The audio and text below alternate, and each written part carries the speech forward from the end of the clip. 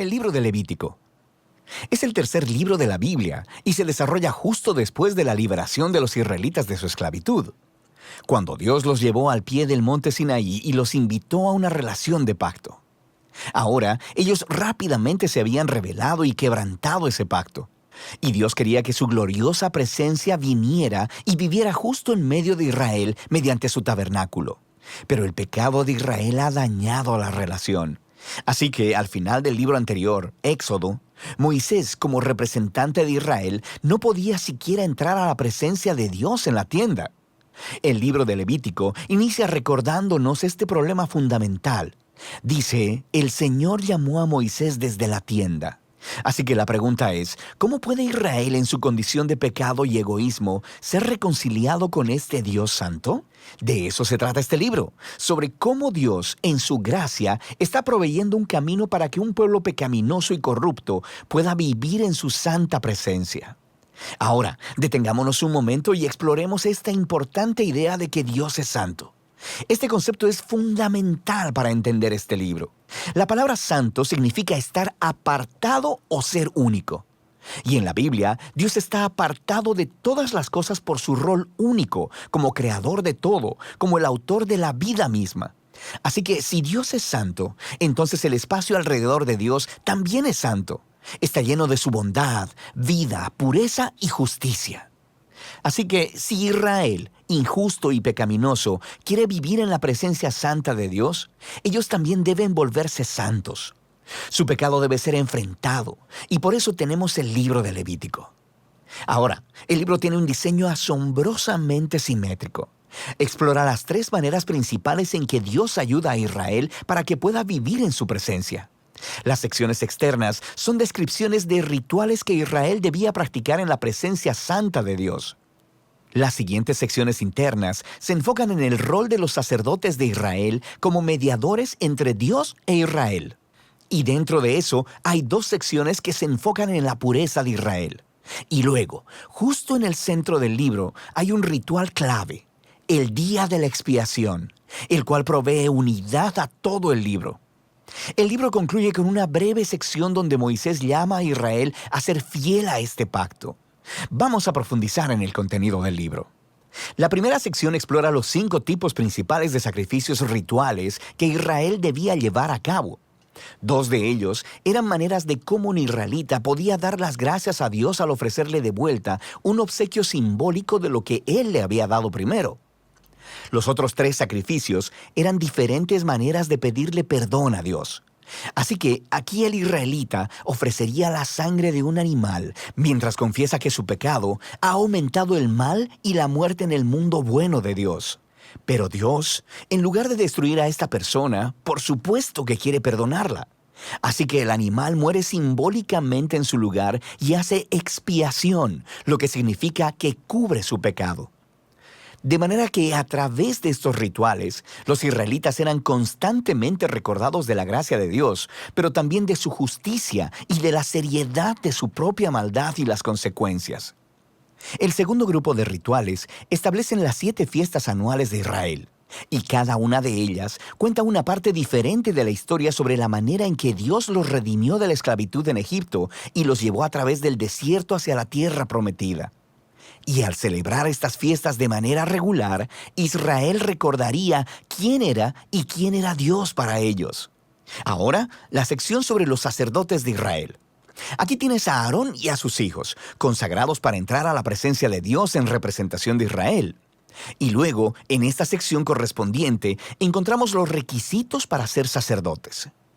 Los sacerdotes eran llamados a tener el nivel más alto de integridad moral y de santidad ritual, porque ellos representaban al pueblo delante de Dios, pero también representaban a Dios delante del pueblo. Descubrimos por qué la santidad de los sacerdotes importa tanto en esta primera sección, justo después de que la familia de Aarón fuera consagrada. 2 de sus hijos entran como si nada a la presencia de Dios y flagrantemente violan las reglas. Así que son aniquilados al instante por la santidad de Dios. Es un inquietante recordatorio de la paradoja de vivir en la presencia de un Dios santo, porque Él es pura bondad, pero se vuelve peligrosa para aquellos que se rebelan e insultan su santidad. Así que es importante que los sacerdotes de Israel sean santos y también que todo el pueblo de Israel se santifique. Sobre esto es que tratan las siguientes secciones internas. Los capítulos del 11 al 15 tratan de la pureza ritual requerida de todos los israelitas, y los capítulos del 18 al 20 tratan de la pureza moral del pueblo. Estos conceptos son lo que está por debajo de todo este lenguaje sobre pureza e impureza. Debido a que Dios es santo y apartado, los israelitas deben estar en santidad cuando entran a su presencia. Esto se conocía como estar limpio o puro. La presencia de Dios estaba excluida para todo aquel que no estuviera en una condición de santidad. No estar en santidad se le conocía como estar inmundo o impuro. Ahora, un israelita podía volverse impuro de unas cuantas maneras.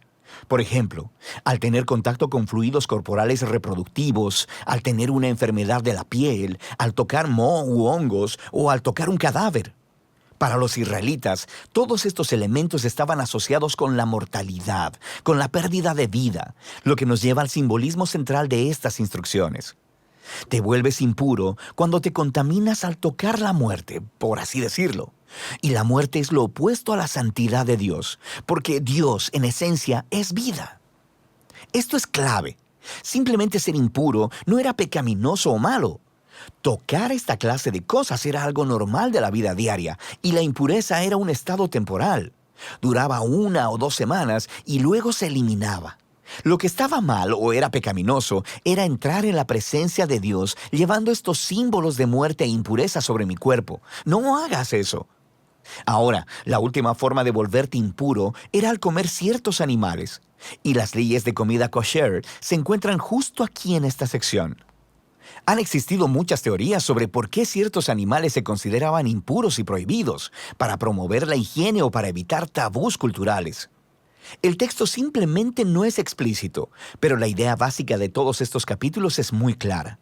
Todos funcionan juntos como un grupo de símbolos culturales que le recuerdan a Israel que la santidad de Dios debe abarcar todas las áreas de sus vidas. La sección correspondiente de aquí en adelante trata de la pureza moral de Israel. Los israelitas eran llamados a vivir en forma diferente a los cananeos. Debían cuidar del pobre en lugar de ignorarlo. Debían tener un alto nivel de integridad sexual y debían promover la justicia a través de toda su tierra. Ahora, aquí en el centro del libro nos encontramos con una larga descripción de una de las fiestas anuales de Israel, el Día de la Expiación. Probablemente, no todo pecado y rebelión de los israelitas sería cubierto a través de los sacrificios individuales. Así que una vez al año, el sumo sacerdote tomaría 2 machos cabríos. Uno de ellos sería ofrenda de purificación para expiar los pecados del pueblo, y el otro se llamaba el macho cabrío expiatorio. El sacerdote confesaría los pecados de Israel y simbólicamente pondría su mano sobre este macho cabrío y luego sería enviado al desierto. De nuevo, esta es una imagen muy poderosa del deseo de Dios de que el pecado y sus consecuencias fueran quitados de entre su pueblo, de modo que Dios pueda vivir en paz con ellos. El libro concluye con Moisés llamando a Israel a ser fiel a todos los términos del pacto, y él describe las bendiciones de paz y abundancia que vendrán como resultado de Israel obedecer todas estas leyes.